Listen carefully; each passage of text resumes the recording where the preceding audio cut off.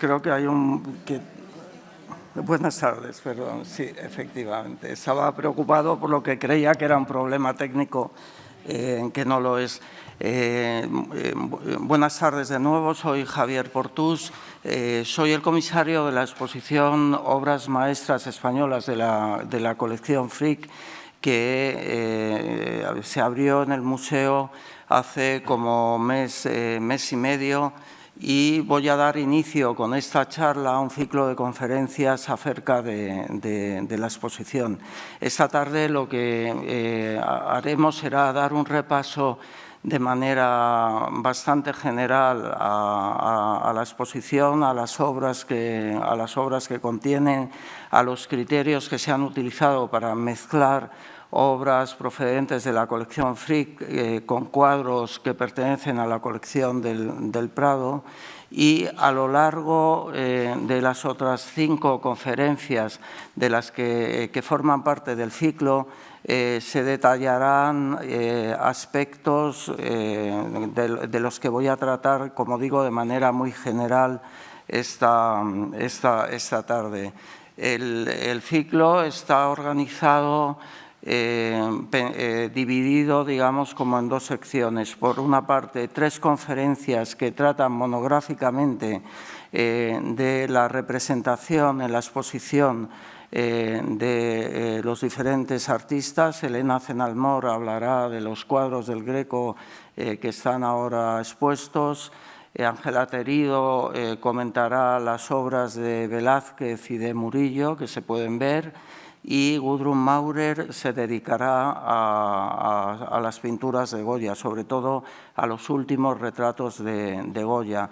Además, habrá 2 conferencias dedicadas a poner estas obras en su contexto coleccionista. Por un lado, una de Inma Sofías acerca de la figura de Frick, de Henry Clay Frick, y, por otro lado, otra de María de los Santos García Felguera, que nos hablará sobre el coleccionismo de pintura española en Estados Unidos. Y la idea es que con estas 6 conferencias tengamos una visión al mismo tiempo general y particular de la exposición. Como saben, la exposición está basada en las 9 obras españolas que forman parte de la colección Frick. Henry Clay Frick, a quien ustedes tienen en pantalla, era un industrial americano que desarrolló su labor fundamentalmente en Pensilvania y en los campos interrelacionados del carbón, el acero y los ferrocarriles. Su actividad en esos campos le convirtió en una de las grandes fortunas americanas, lo que significa en esos años de finales del siglo XIX y principios del siglo XX en una de las grandes fortunas mundiales. Y en los últimos 20 años de su vida, más o menos entre 1898 y 1919, se dedicó a coleccionar arte, fundamentalmente arte occidental, arte europeo y especialmente pintura. En eso no era nada original, porque entre sus colegas, entre sus pares americanos, se estaba imponiendo entonces la moda de atesorar obras de los grandes maestros europeos. Es la época de Isabella Stewart Gardner, de Widener, de Paul Mellon, directamente relacionada con España, la de Huntington. La actividad coleccionista, la posesión de una colección importante de maestros antiguos, no contemporáneos, que tardaron mucho los coleccionistas americanos en interesarse por el arte contemporáneo, excepto los que ya estaban en Europa, como Gertrude Stein, pero sobre todo dirigían su atención hacia los grandes maestros europeos. Y como era un grupo de coleccionistas muy adinerados que competían entre sí. Eso significó que en las décadas iniciales del siglo XX cruzaran el Atlántico desde Europa a América una cantidad realmente asombrosa de obras maestras del arte y especialmente de la pintura europea. De hecho, esa avidez coleccionista que desarrollaron estos personajes está en el origen de los grandes museos norteamericanos actuales.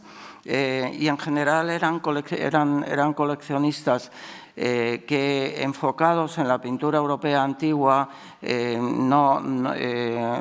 tenían gustos bastante amplios, y eso se aprecia bien en la colección Frick. En esos 20 años él llegó a atesorar en torno a las 130 obras que se caracterizan por su variedad cronológica y su variedad topográfica, y también, por supuesto, por el excelente nivel de calidad de todas ellas. Había, desde el punto de vista cronológico, o hay pinturas desde el final de la Edad Media hasta mediados del siglo XIX.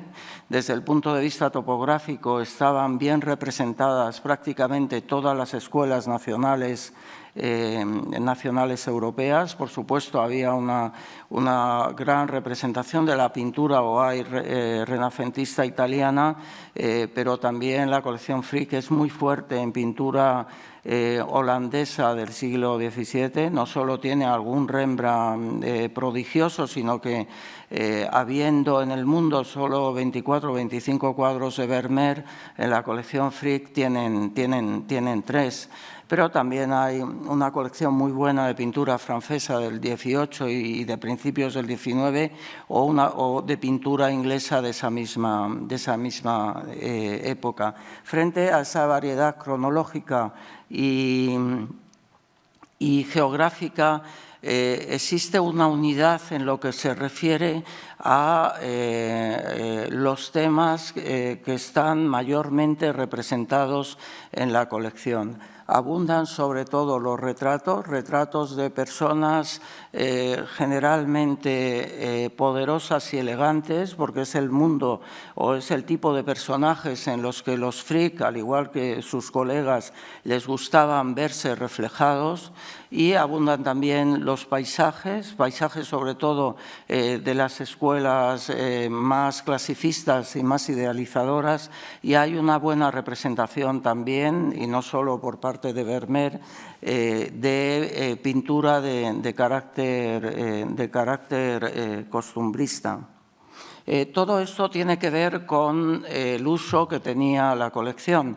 Frick coleccionaba sus obras para convivir con ellas, formaban parte de su paisaje cotidiano, y en los 5 últimos años de su vida formaban parte de la mansión que se hizo construir en la Quinta Avenida de Nueva York, casi enfrente de donde está el Museo Metropolitan, un palacio de estilo neorrenacentista del que tienen ustedes aquí varias imágenes, y especialmente en estas últimas imágenes pueden ver hasta qué punto eran obras que no estaban destinadas a ser almacenadas o guardadas, sino que eran obras destinadas a que formaran parte de la experiencia cotidiana, no solo de los Frick, sino también de sus visitantes, porque tenían una vida social bastante movida. Era una manera también de competir con los amigos y colegas que también eran coleccionistas, como los Havemeyer, que vivían muy cerca y tenían una colección magnífica. Eso condiciona el tema de estas obras. Eso hace, por ejemplo, que apenas existan pinturas religiosas. Los Frick eran de tradición protestante protestantes, eran menonitas, y eso hace que la representación de temática religiosa en su colección sea mínima. No tenían, si querían un Bellini, no tenían más remedio que resignarse a que representara a un San Francisco, porque tampoco había mucho más en el mercado. Lo mismo si querían obras de un pintor del Trecento, pero en la medida en la que podían elegían otro tipo de temas. Y como los Frick, muchos de sus colegas coleccionistas americanos, lo que ha condicionado el tipo de obras que incluso actualmente podemos ver en los grandes museos de pintura de Norteamérica. Dentro de esa colección, de en torno a las 130 obras, hay 9 cuadros españoles, que es una cantidad discreta desde un punto de vista numérico, pero son obras que siempre han sido importantes para lo que es la imagen y la identidad de la colección Frick. De hecho, retrocedo muy rápidamente a esta primera imagen. Este es un retrato de Frick, pero es un retrato póstumo, es un retrato hecho 6 o 7 años después de su muerte. Y a la hora de representarlo, se elige un fondo en el que aparecen 2 de las principales obras de su colección, que son otras tantas obras de la colección española. La colección Frick tiene una particularidad, y es que por disposición testamentaria de quien lo formó, no se permite el préstamo de ninguna de esas 130 obras fundacionales. La colección Frick solo presta cuadros que han ingresado en la misma con posterioridad a la muerte del fundador, que no son muchos. Eso ha significado que sea una colección que necesariamente tenía que ser vista in situ, pero últimamente el edificio ha entrado en obras y eso ha permitido relajar la política de préstamo, y esa es la razón por la que hace más de un año se recibió en el museo una carta ofreciendo la posibilidad de exponer aquí en el Prado esas 9 obras españolas. De esas 9 obras españolas había 7 que hace más de 100 años que no se veían en España. Alguna no se veía desde principios del siglo XVIII, como el retrato de Felipe IV en Fraga. Alguna otra, como la fragua de Goya, no ha estado en España desde 1835. Así que desde el museo fue desde el principio, como pueden comprender, absolutamente bienvenida esa posibilidad de exponer estas obras.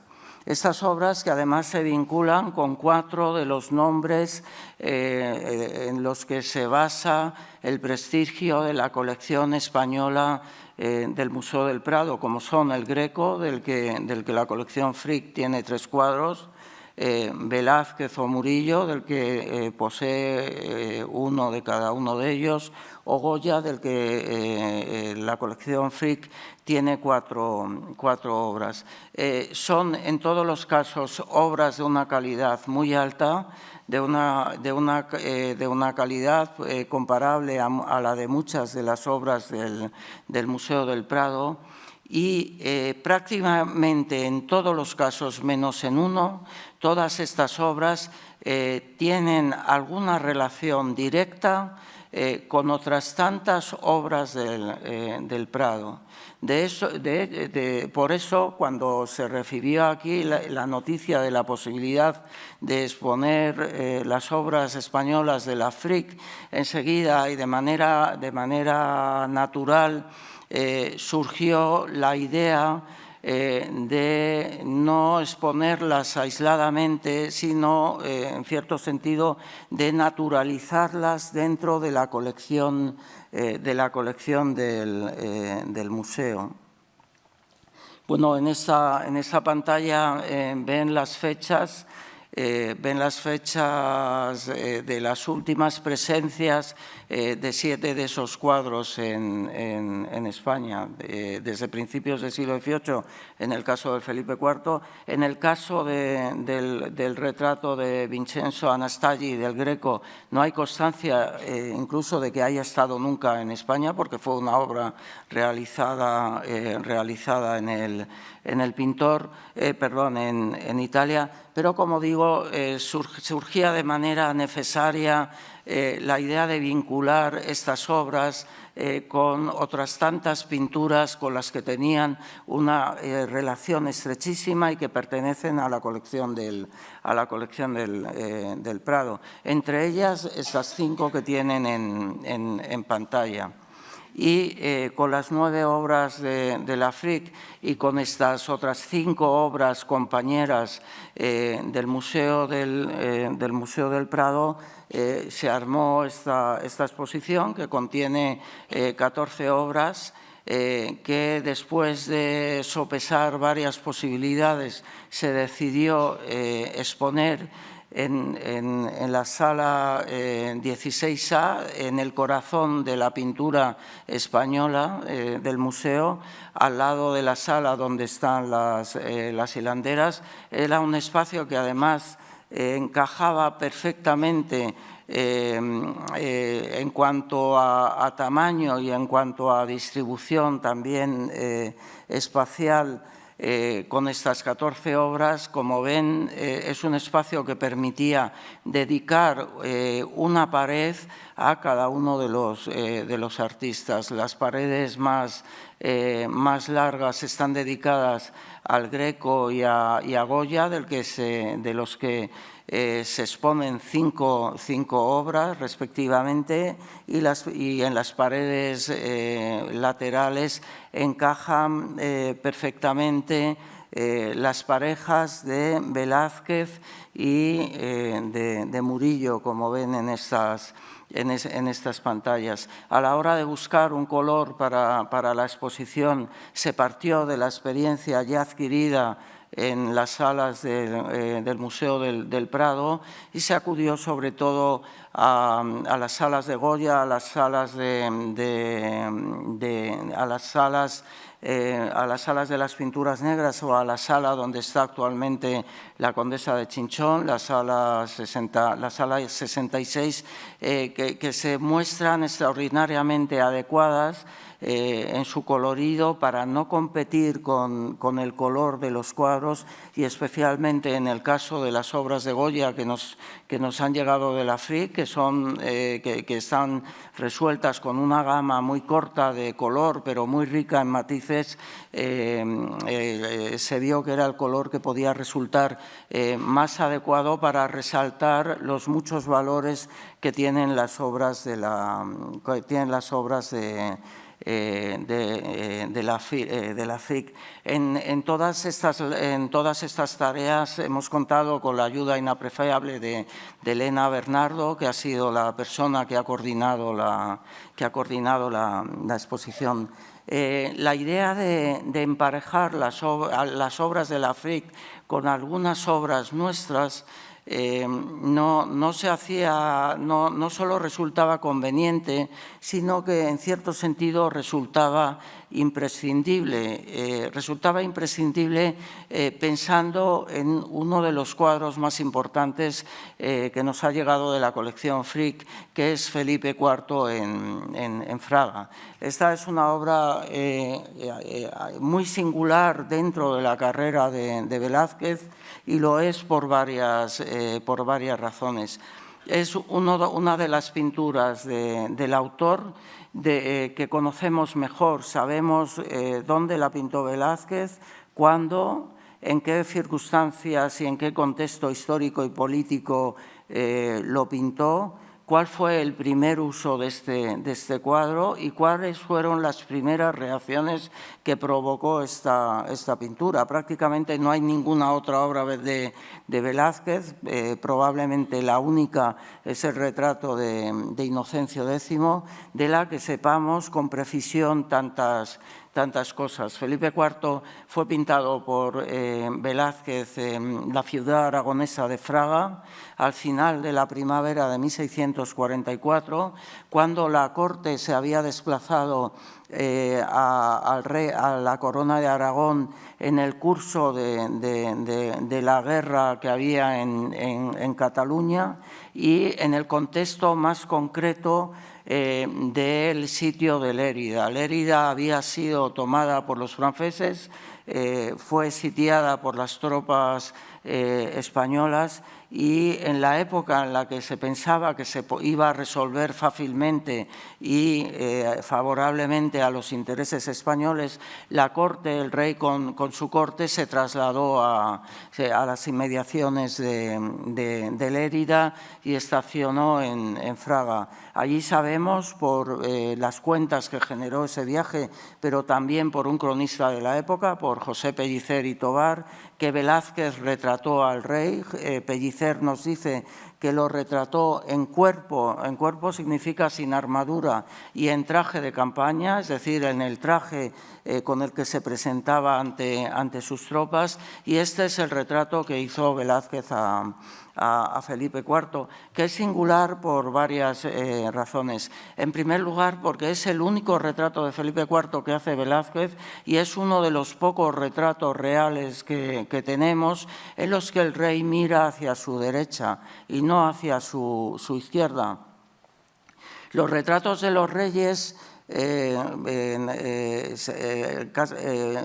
la mayor parte de los casos los reyes se representan aislados y se representan mirando a la izquierda porque están concebidos para tener como posible compañero el retrato de una reina. Y había una regla protocolaria inalterable por la que la persona principal, desde el punto de vista de su rango, ocupaba la parte derecha desde su punto de vista, no desde nuestro punto de vista. Esto tenía unas raíces teológicas. Esto se relaciona con la idea, por ejemplo, del juicio final en el que los justos siempre están a la derecha y los condenados a la izquierda. Y esa regla se cumplía tanto en las representaciones del rey como cuando el rey aparecía públicamente con la reina. En el caso del retrato de Fraga, que es un retrato militar, no estaba concebido para emparejarse con ningún otro retrato, y eso es lo que permitió que por una vez se transgrediera esa norma de que el rey siempre mira a su izquierda, porque es un retrato en ese sentido aislado. Es un retrato único también dentro de la carrera de Velázquez y desde otros puntos de vista. Es la única vez que el rey posa para para Velázquez en 20 años, prácticamente desde 1636 hasta 1654, es el único retrato de Felipe IV que es enteramente de manos de Velázquez. Esos son 20 años de silencio iconográfico relacionado con la familia real, y una de esas excepciones a ese silencio iconográfico es este retrato de Fraga, que también es singular desde un punto de vista cromático. Es de entre todos los retratos que hizo Velázquez a Felipe IV el más rico desde el punto de vista de la gama de color. Más rico, por ejemplo, que el retrato en pardo y plata de la National Gallery, ¿no? La mezcla de carmín y plata que tenemos en esta obra se aleja mucho de la gama cromática que usa Velázquez para Felipe IV, lo que tiene que ver con lo que representa este retrato. Les comentaba antes que es un retrato en el que el rey aparece de campaña. A principios del reinado de Felipe IV se dictan una serie de normas que restringían mucho lo que era el traje cortesano, sobre todo el masculino, en lo que se refería a la calidad y riqueza de los materiales y también a la riqueza cromática. Se impone una indumentaria masculina generalmente más austera, pero se contemplaba una excepción y esa excepción era el traje militar, entre otras cosas porque era conveniente que el rey o los generales en medio de los ejércitos destacaran también por el colorido de y la vistosidad de su indumentaria. De este retrato también sabemos el uso que tuvo. Se envió inmediatamente a la corte de Madrid y cuando a principios de agosto se tomó por fin la ciudad de Lérida, este retrato se expuso en la iglesia de San Martín, que era la iglesia de los catalanes en Madrid, para celebrar esa toma de Lérida. Y un predicador nos habla del tipo de reacciones que provoca una obra, un retrato del rey, y habla en términos de amor, de amor, de majestad, de respeto. Y de este retrato se sabe también otra cosa. Se sabe que prácticamente al mismo tiempo o consecutivamente a que lo hiciera Velázquez, el pintor también estaba representando a un miembro de la corte, que era al bufón el primo. Durante mucho tiempo se pensaba que el primo era un bufón de la colección del museo, que sin duda tienen en su cabeza, que aparece sentado, vestido de oscuro, tocado con un sombrero, rodeado de libros y teniendo como fondo el pico de la Maliciosa en Guadarrama. De alguna manera se vinculaba el estatus que parecía tener ese personaje con el apelativo del primo y se pensaba que ese podía ser el primo al que había retratado Velázquez en Fraga al mismo tiempo que el rey. Pero hace algo más de 10 años en la colección Frick se hicieron estudios técnicos del retrato de Felipe IV. De esos estudios técnicos lo que salió es que la imprimación, la preparación, la primera capa sobre la que había trabajado Velázquez es distinta a la que usaba Velázquez cuando estaba en la corte de Madrid. También se vio que la tela, la trama del lienzo era más ancha que la que utilizaba Velázquez cuando trabajaba en Madrid. Y se recordó que uno de los retratos de enanos que había hecho Velázquez tenía esas dos mismas peculiaridades. Su imprimación era distinta a la que usaba siempre Velázquez en Madrid y, en cambio, era similar a la del Felipe IV en Fraga, y la trama del lienzo era exactamente igual que la de Felipe IV en Fraga. Y ese enano no era el que aparece rodeado de libros, sino el que hasta entonces se bautizaba como Sebastián de Morra, que desde entonces, como comprenderán, ha cambiado cambiado de nombre y ahora, como ven en pantalla, ya es el primo. Ya no hay ninguna duda de que ese bufón, el primo, al que retrató Velázquez en 1644, es el que tenemos delante. Y esta ocasión da una oportunidad que habría sido imperdonable no aprovechar, de juntar dos cuadros que fueron pintados casi al mismo tiempo por Velázquez. Y de esa comparación, de esa unión de estos dos cuadros, emergen muchas cosas. Es muy interesante cómo utiliza el carmín para ambas obras, pero con tonos diferentes. Hasta qué punto se parecen los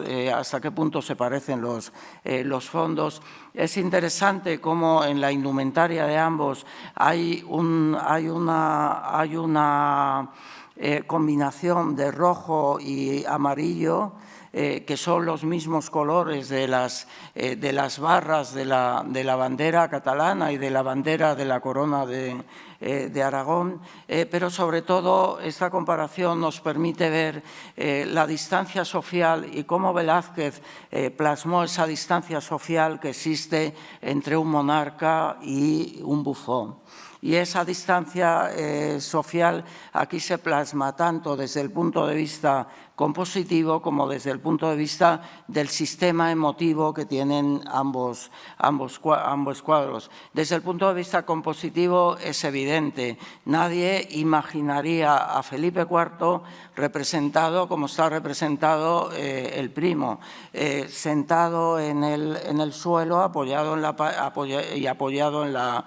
pared. El único que ha podido imaginar algo parecido ha sido el artista Eduardo Arroyo en los años 70-80, que hizo una obra en la que aparece el primo con bigotes, que es una mezcla de Felipe IV y de Dalí, pero desde luego en 1644 habría sido un delito de lesa majestad representar al rey así. Al rey, un pintor solo podía representar así a un modelo que no le había encargado el cuadro y un modelo que no le pagaba, o a un modelo como un bufón. Y también hay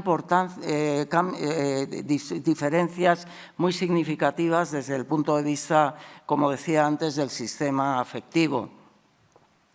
Les comentaba también que los sentimientos que despertó el retrato del rey, según un predicador, eran de respeto, de amor y de majestad, es decir, exactamente de nada en concreto, porque en la representación del rey y cuando el rey aparecía en público se esperaba que no manifestara ningún sentimiento de carácter terrenal.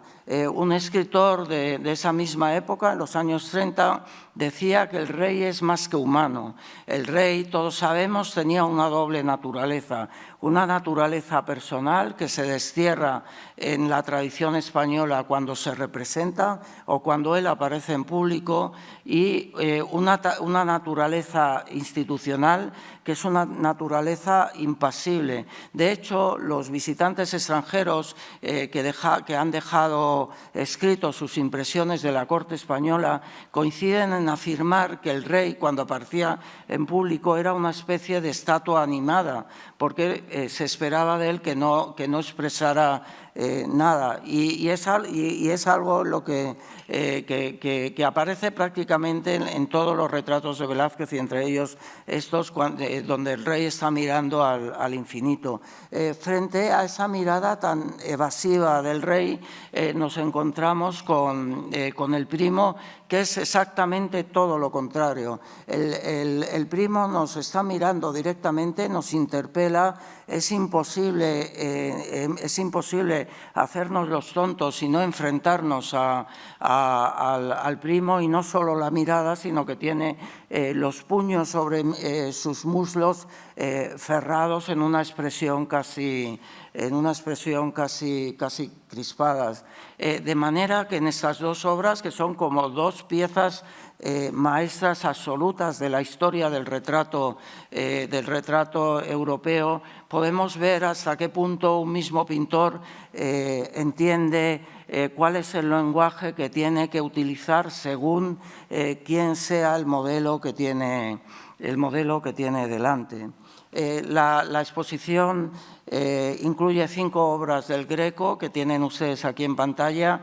De ellas, las 3 centrales vienen del Afrique y las que están en los laterales son de la colección del Museo del Prado. Es un conjunto muy importante del que la próxima semana les hablará Elena Fenalmor. Aquí voy a dar simplemente unas pinceladas que explique un poco los cuadros y que explique también por qué se han elegido esas obras del museo para acompañarlos. Esta es la expulsión de los mercaderes del templo. Es un tema que el Greco utiliza con bastante frecuencia, tanto en Italia como en España. Esta es una obra que hace cuando ya está trabajando en Toledo, se fecha hacia 1600. Es una obra que fue importante en Madrid a principios del siglo XX, pertenecía a la colección de Aureliano de Beruete, que, como saben, fue un importante pintor, pero también fue el autor de una de las monografías básicas que se han hecho sobre Velázquez, y también fue un importante coleccionista. Una de las piezas señeras de su colección es este cuadro, que es una de las obras más pequeñas que hay en la exposición y, sin embargo, a pesar de su tamaño, es una obra llena de energía. Es casi una bomba atómica, porque en un espacio realmente estrecho ha logrado comprimir una cantidad de tensión compositiva y de tensión cromática como pocos artistas de esa época eran capaces.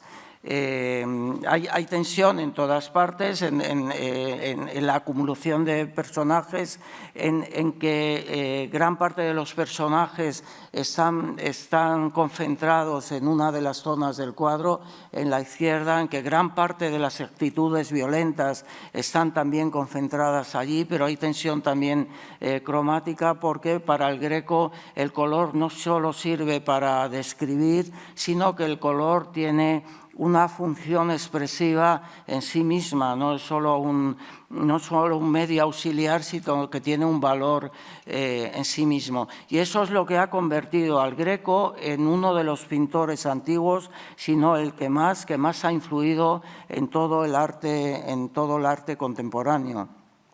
En la época en la que Frick compró este cuadro a Beruete, ya el Greco llevaba unos años que se había convertido en un faro para los artistas posimpresionistas. Era el gran descubrimiento artístico de muy finales del siglo XIX.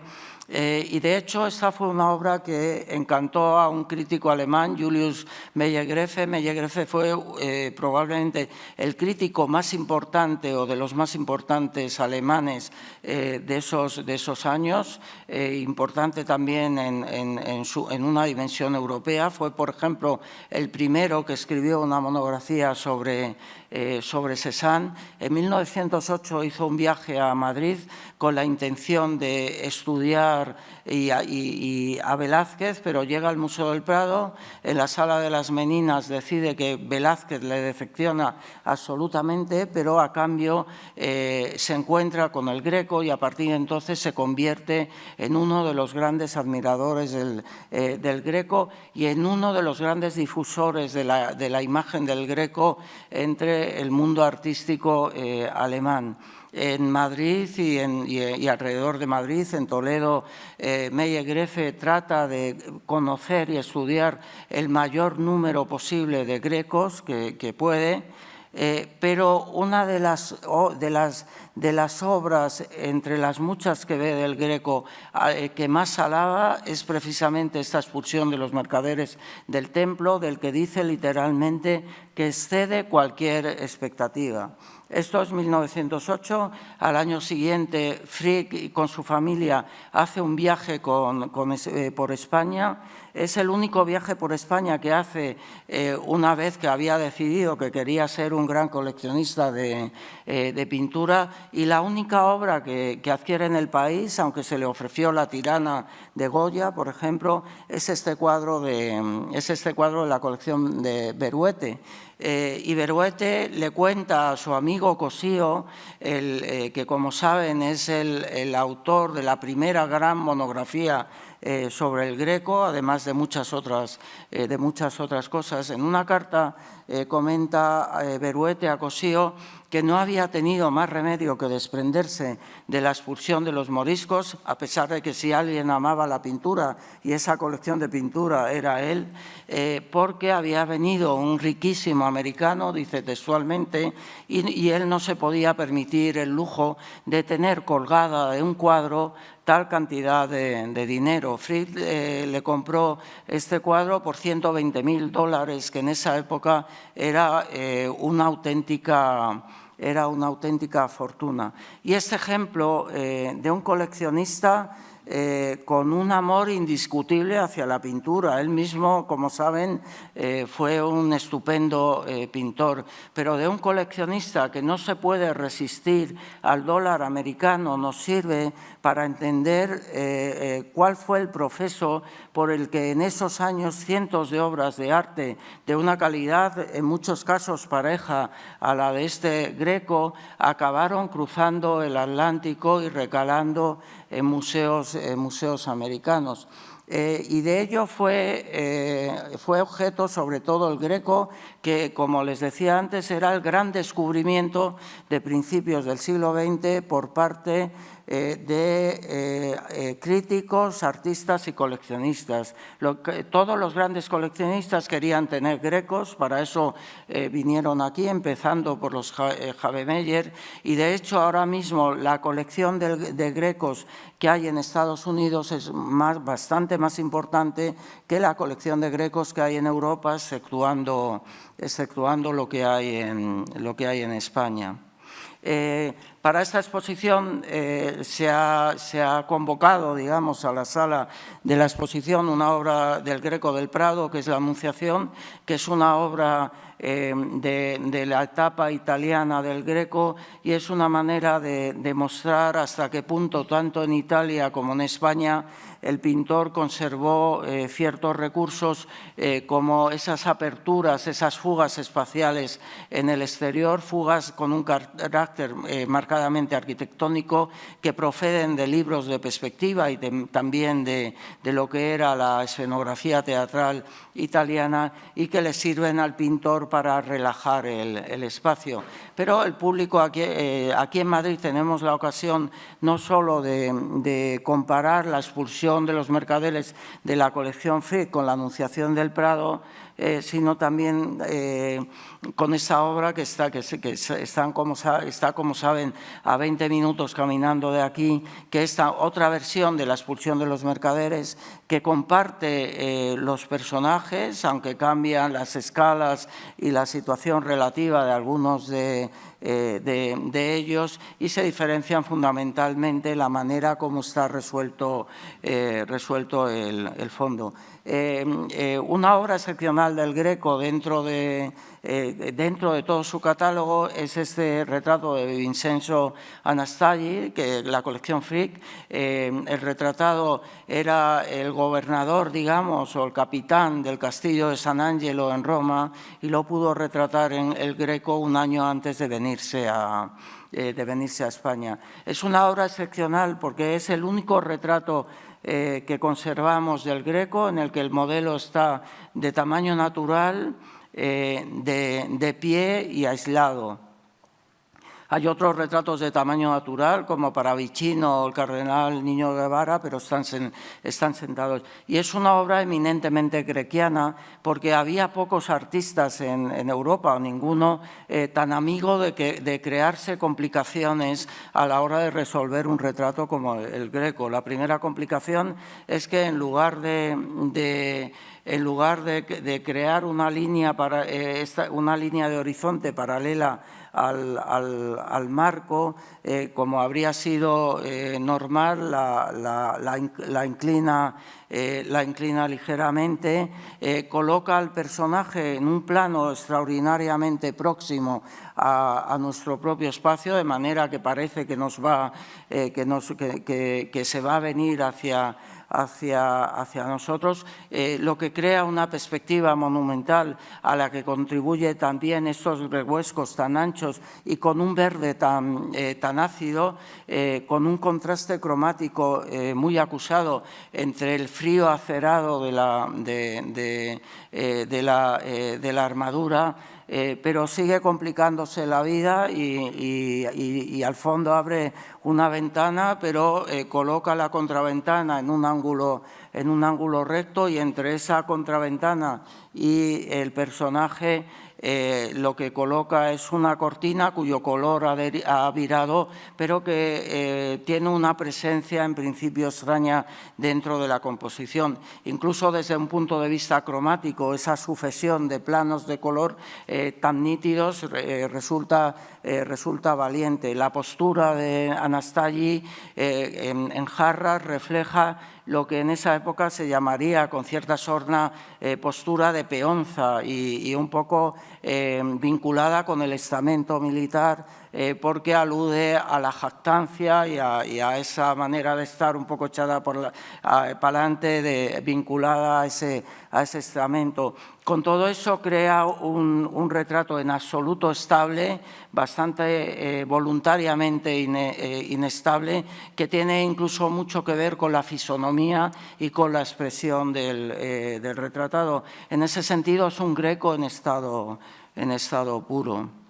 De la Frick también procede este San Jerónimo, que Frick no lo compró como un cuadro religioso, sino como un retrato, porque durante mucho tiempo, hasta que Cosío deshizo el entuerto, este retrato y otros similares que hay este cuadro y otros similares que hay se creían retratos.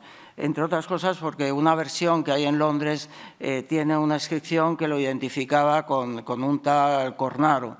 En general se creían que eran retratos, se decía, del cardenal Quiroga. Cosío demostró que son representaciones de San Jerónimo, entre otras cosas porque en los inventarios del Greco aparecen varios, pero el hecho de que esto se haya confundido durante tanto tiempo con un retrato nos habla también de la singularidad del Greco, que a la hora de retratar a San Jerónimo utiliza una fórmula que no estaba del todo asentada, que en parte procede de la tradición bizantina y que es la que permitía que mucha gente confundiera una representación de un santo con un retrato.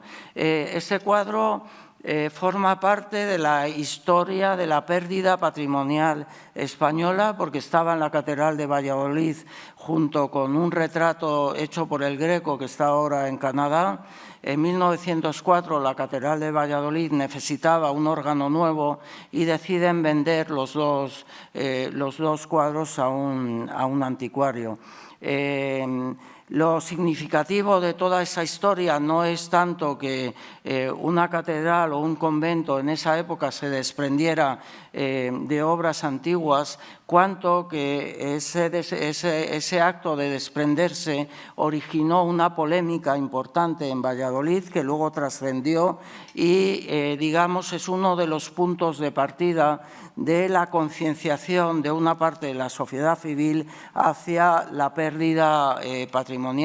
2 o 3 años después llegaría el tema de la capilla de San José de Toledo. El siguiente episodio sería la venta al Kaiser de Lugo van der Goes, que está ahora de Monforte de Lemos, pero uno de los, como digo, de los pistoletazos de salida se dio con este. Y choca un poco el diferente tratamiento de las obras según fueran propiedad particular o propiedad de una institución. Cuando Beruete, que fue uno de los que firmaron este tipo de manifiestos, vendió su Greco, a nadie le llamó especialmente la atención, porque entonces se entendía que lo que era por propiedad particular no estaba sujeto, digamos, a los mismos derechos colectivos que lo que era propiedad institucional, en este caso de la Iglesia. A medida que fue avanzando el siglo XX, se han ido igualando esos criterios. Y para esta exposición, a un falso retrato como es el San Jerónimo del Greco, se ha unido un verdadero retrato como es el del médico, probablemente Rodrigo de la Fuente, también del Greco, y que son dos obras que comparten la misma estrategia de representación. Dos personajes de pie, de medio cuerpo, arrimados a una mesa sobre la que descansa un libro abierto, sobre el que a su vez descansan también las manos de esos personajes. Como ven, la fórmula compositiva es similar, aunque hay varios hechos que separan a un retrato de un santo, entre ellos la búsqueda del Greco de una mayor interrelación entre el espectador y el retratado, en el caso de Rodrigo de la Fuente, haciendo que el médico adelante su mano, aproximándolo más al primer plano del lienzo. En el caso de San Jerónimo, la representación es más elusiva, aparece en un plano más secundario, aparece descrito con un canon corporal mucho más alargado, que es algo que utilizaba con frecuencia el Greco en sus representaciones sagradas, y con un rojo que constituye una barrera entre el personaje y nosotros mismos. El primer cuadro que compró Frick español es este autorretrato de Murillo, que lo adquirió en 1904. Sin embargo, no pasó al lote de 130 pinturas fundacionales, lo que es muy significativo, y solo se integró en la colección Frick cuando la colección lo compró a la familia Frick, que la había mantenido en su seno. Es muy significativo porque cuando lo compró en 1904 Frick, el Greco todavía conservaba buena parte del prestigio que había ido amasando durante el siglo XIX. En 1919, cuando se muere Frick, el prestigio del Greco había caído bastante, y esta es probablemente una de las causas por las que no se integran en ese grupo de 130 pinturas. De nuevo, el prestigio de Murillo ha subido, y esta obra tiene ya el lugar que le corresponde en compañía de esas otras 130 obras maestras. Es el primer autorretrato de Murillo, y como tal autorretrato es también una obra con guiños de autoexaltación. En este caso vemos que está escrito en un sillar pétreo. Un sillar pétreo que también, como podemos apreciar muy claramente, ha sufrido el paso del tiempo, y el tiempo ha sido capaz con su paso, ha sido capaz de mellar nada menos que algo tan sólido como la piedra. Lo que no ha mellado el tiempo es el rostro, y con él la fama del personaje. Es un tipo de guiños, el de la idea de la perdurabilidad de la fama personal que proporciona la práctica del arte, que es frecuente en este tipo de representaciones. Y en esta exposición era inevitable acompañar a Murillo en su autorretrato con el retrato del que fue uno de sus principales clientes y fue también amigo suyo, que era Nicolás Omazur. Omazur era un comerciante que procedía de Flandes, que se asentó en Sevilla, que enseguida se convirtió en un admirador de Murillo, y en su colección llegó a reunir 14 o 15 obras suyas, entre ellas varias obras de tema infantil. Es decir, fue uno de esos artistas que ayudaron a ampliar el catálogo de Murillo y a que éste cultivara uno de los géneros que más le singularizan desde el punto de vista de la pintura de su tiempo, como es lo que son las escenas de tema infantil. Y Omazur también fue uno de los primeros artífices de la fama de Murillo, porque no solo se llevó a Amberes algunas de sus pinturas que luego acabaron en colecciones europeas, sino que fue quien hizo grabar un autorretrato de Murillo, no este, sino el de la National Gallery, que seguramente tienen en mente porque es el más conocido, de manera que era también absolutamente imperdonable, habría sido imperdonable no juntar después de, aunque sea en efigie, después de 3 siglos y medio a estos dos personajes que fueron entre sí tan cercanos. El pintor español más representado en la colección Frick es Goya, del que hay cuatro piezas que para esta exposición se exponen junto con el retrato de Mugiro de la colección del Prado.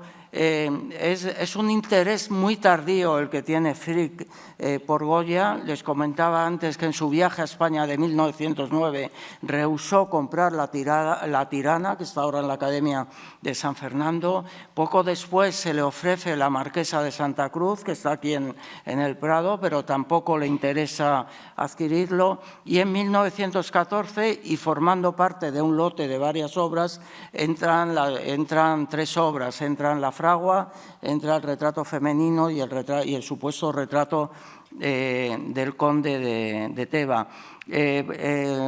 Después de ver a Omazur y a Goya, es muy interesante ver el retrato del duque de Osuna. Saben que los duques de Osuna son una de las parejas más interesantes de toda la Ilustración española y lo son también pensando en Goya. A lo largo de su vida le encargan a Goya cerca de 30 obras, no solo retratos, sino también un tipo de piezas, por ejemplo, la serie de brujerías o piezas de carácter campestre o de carácter costumbrista, en partes destinadas a decorar la Alameda de Osuna. Esos encargos son muy importantes, son encargos de las últimas décadas del siglo XVIII y son importantes porque ayudan a expandir el catálogo de Goya, estimulan a Goya para que se interese por una serie de temas que ya no se circunscriben a los retratos, a la pintura religiosa o a la pintura de historia, sino que le abren nuevos campos. Y de hecho, parte de lo que es Goya actualmente para nosotros tiene su germen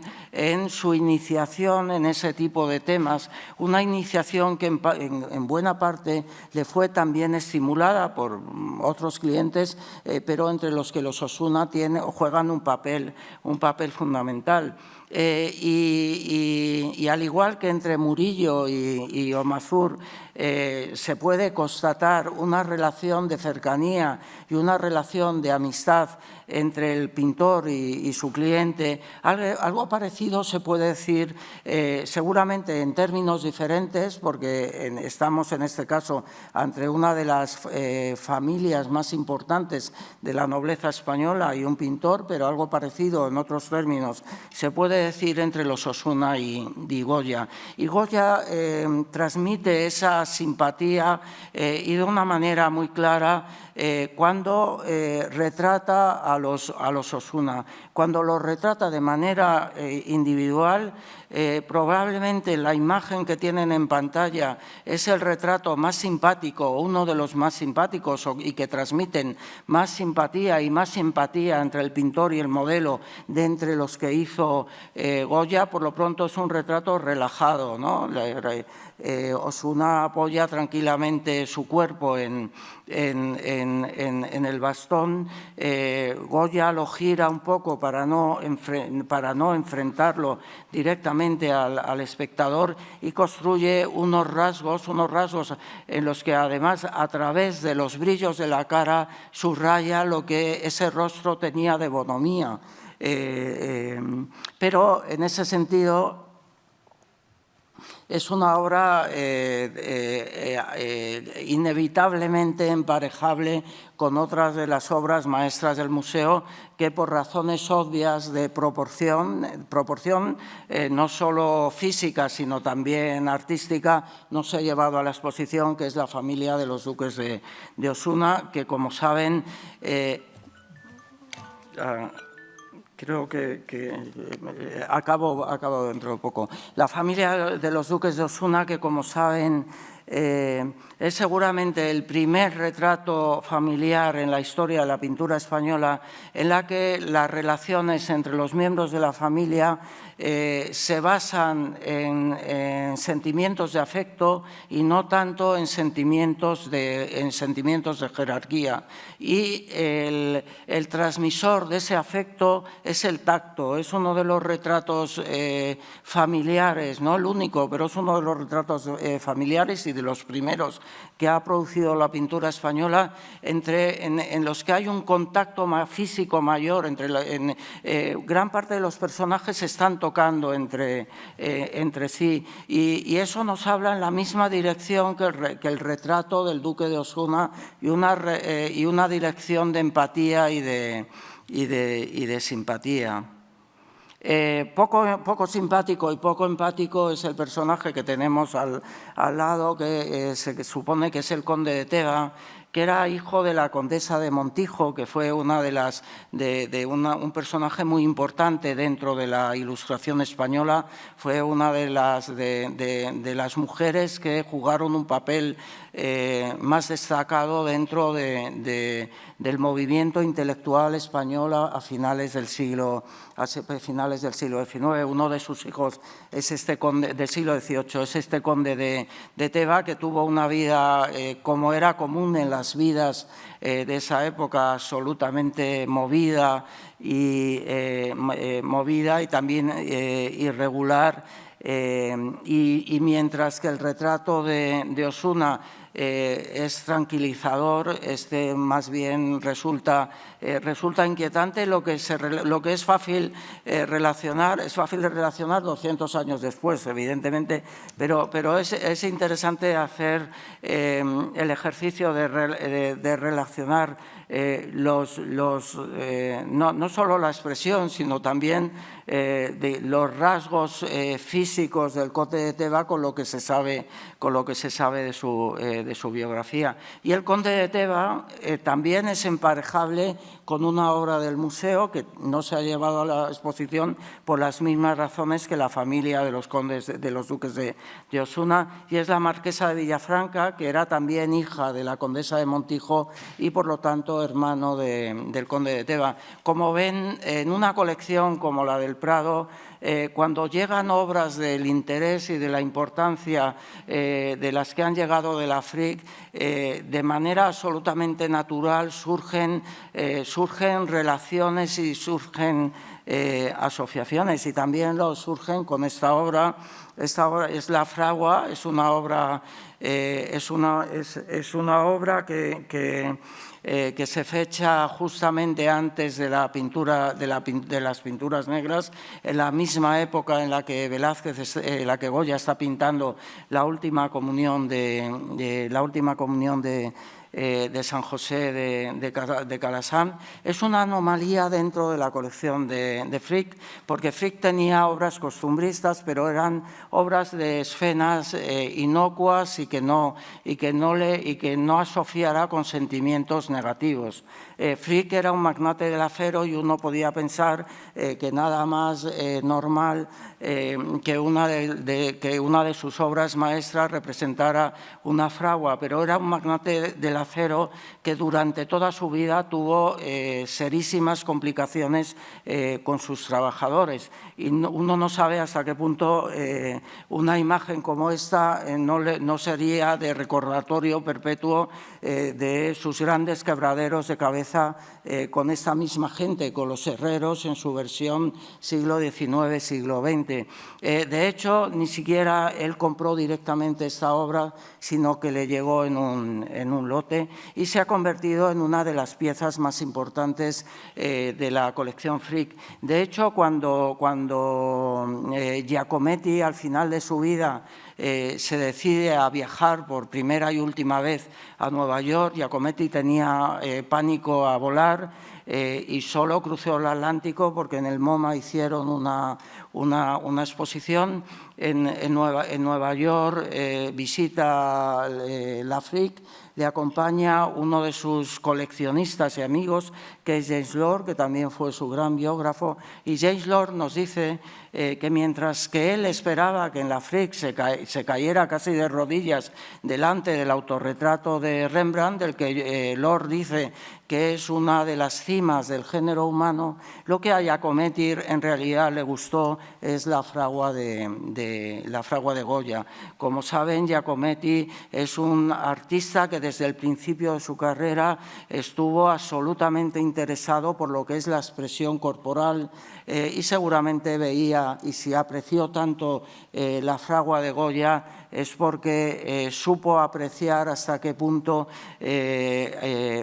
Goya también entendió perfectamente las leyes que rigen la expresión del cuerpo humano. Y como habrán imaginado todos ustedes, también es posible emparejar la fragua de Goya con otra obra del Prado, con la fragua más famosa de toda la historia de la pintura española, la fragua de Velázquez. Le separan casi 200 siglos, no es lo mismo Velázquez que Goya, pero Velázquez fue uno de los nortes de la carrera de Goya desde sus mismos orígenes. Se dice que Goya comentaba que sus maestros eran Velázquez, Rembrandt y la naturaleza, y hay varias cosas que unen la fragua de Goya con la fragua de Velázquez. En primer lugar, la monumentalización del cuerpo humano, el uso de la pintura como un instrumento de expresión y también de investigación sobre la expresión corporal. También les une un concepto del espacio similar. Tanto en Velázquez como en Goya, el espacio no depende de referencias topográficas, de referencias arquitectónicas concretas, sino que el espacio está generado por los propios personajes. Es el espacio que generan en torno suyo esos tres herreros que se disponen alrededor de un eje central y que varían sus posiciones, sus posturas y sus perspectivas. Y es también el espacio que genera la sombra del primer herrero, definiendo de manera indudable un eje horizontal claramente definido, cómo construye Goya y cómo antes había construido Velázquez su cuadro. Y ahora sí, acabo con las dos últimas obras de la exposición, con este retrato de mujer, que Beruete, que fue su primer dueño, decía mejor dicho, el hijo de Beruete, que escribió un libro fantástico sobre los retratos de Goya. Él decía que era María Martínez de Puga. Sobre esta obra nos hablará Gudrun en la última de las conferencias. No sabemos de dónde se sacó Beruete la identificación de esta mujer, aunque uno sospecha que era mucho más fácil vender un retrato que lleve adosado un nombre a vender un retrato de alguien sin nombre. Pero bueno, al margen de eso, es una obra capital dentro de los últimos años de la producción de Goya. Está firmada en 1824, un año muy importante en su biografía. Ese año lo inicia el pintor en Madrid, luego viaja a París y acaba en Burdeos, donde permanecerá hasta su muerte en 1828, de manera que no sabemos dónde se pintó, si en Madrid, París o Burdeos, este retrato. Un retrato que cuando lo pinta Goya tiene 78, ese año Goya cumplió 78 años, y a esa edad a Goya literalmente no le tiembla el pulso. Les invito, por supuesto, a acercarse a la exposición, a acercarse en concreto a este retrato, a ver hasta qué punto el pintor es minucioso a la hora de describir con una delicadeza asombrosa también todos los rasgos faciales de la mujer. También los encajes en los que culmina su traje, en los que sigue una tradición velazqueña, pero al mismo tiempo es fantástico comprobar cómo Goya en ese momento administra el grado de acabado de sus cuadros. Frente a ese rostro que es de lo más preciso que pintó Goya, el resto del cuadro está hecho con una libertad de pincelada asombrosa, una pincelada muy libre, pero al mismo tiempo también extraordinariamente eficaz, porque es una pincelada llena de valor estructural y está construyendo, está describiendo. De hecho, es muy difícil encontrar ningún comentario sobre este cuadro en el que no se cite a Manet, porque aquí encontramos muchos de los encuentros que hallaría Manet 40, 50 años después, cada uno también dentro de su lenguaje. Es un cuadro también que la exposición es muy interesante verlo, volverse 180 grados y ver cómo el Greco resolvió su retrato de Anastasi y ver cómo lo valientes que han sido ambos a la hora de utilizar de manera muy decidida esos campos de color. En el caso de Anastasi, el del plano horizontal y el del plano vertical, y aquí el de los dos planos de la pared. Y como compañero del retrato femenino, el retrato de Juan Bautista Mugiro, que pinta esta vez, sí, seguro en Burdeos, Roma, Goya en 1827, el año anterior de la muerte, de su muerte, cuando ese año cumple 81 años, le sigue sin temblar el pulso, y la reunión de ambos retratos también nos habla de otra cosa, y es de la capacidad de Goya a lo largo de su vida y también en estos últimos años de su vida de ir cambiando, de ir adaptándose a los nuevos tiempos. Son retratos que tanto desde el punto de vista estilístico como desde el punto de vista compositivo nos hablan de la nueva sociedad, que ya había una sociedad burguesa ya en los inicios del romanticismo, que ya había en Madrid, pero que ya había sobre todo en Burdeos. Lo vemos, por ejemplo, en el tipo de escala que utiliza para Mugiro, que es una escala más burguesa, por ejemplo, que la que había utilizado preferentemente en los retratos vinculados con la corte. Y simplemente una reflexión. Aquí hay 9 cuadros extraordinarios. En esa época a Estados Unidos arribaron obras de esa misma calidad, españolas. pero con una limitación. Una limitación, por un lado, temática. La mayor parte de lo que arribó eran retratos o escenas de carácter costumbrista, escenas civiles, y una limitación desde el punto de vista de los nombres. Fueron Velázquez, El Greco y Goya lo que preferentemente toda esa oleada de grandes coleccionistas norteamericanos atesoró. Había excepciones como Huntington, que hizo la Hispanic Society, pero el hecho mismo de crear un museo sobre la cultura española está señalando a esa cultura como excéntrica, como fuera del foco. Y eso, esas colecciones que luego se han convertido en museos, ha influido mucho en la visión que desde Estados Unidos y tanto desde los museos americanos como desde la historiografía americana se ha arrojado sobre la pintura española. Pero de este y de el resto de los temas que en cascada han ido saliendo en esta hora precipitada, pues les hablarán con mucho más detalle las semanas que vienen. Muchas gracias.